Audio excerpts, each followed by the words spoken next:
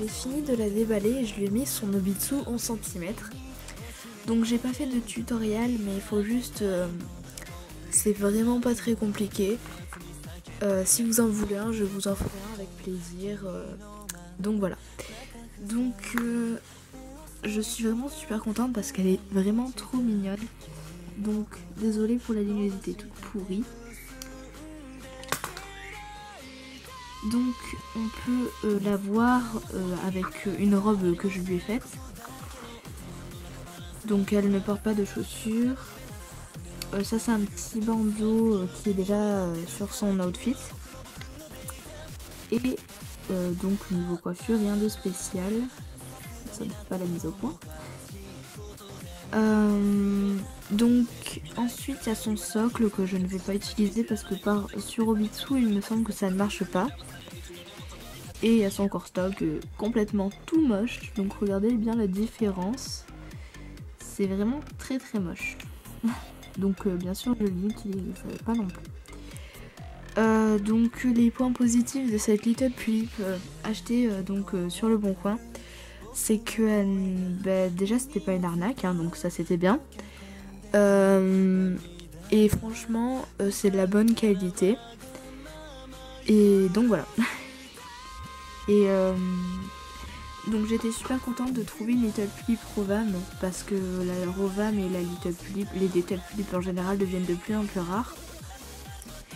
Et franchement j'adorais ce petit modèle de Little Tulip, il était trop mignon. Regardez-moi cette petite bouille, c'est adorable. Donc ensuite les points négatifs c'est qu'il y a toute une légère trace, mais ça je m'en fiche un petit peu parce que c'est caché par les cheveux. Donc il y a une légère trace, donc on va pas la voir, mais elle est cachée. Mais c'est vraiment pas très grave. Ensuite c'est que il n'y avait pas le petit bandeau trop mignon qui allait avec, la vendeuse l'avait perdu. Mais bon, c'était pas non plus super grave, surtout qu'il est facile à reproduire. Pourquoi j'ai acheté une Little Tulip? C'est parce que justement je voulais faire un enfant. Et franchement avec un Obitsu 11 cm je trouvais ça vraiment super mignon. Franchement j'adorais ce style. Donc ensuite les vêtements vendus avec, qui ne vont peut-être pas forcément aux Obitsu 11 cm. Donc déjà elle a un petit foulard qu'on lui met sur la tête. Je vais le zoomer un peu. Un petit foulard. Donc voilà.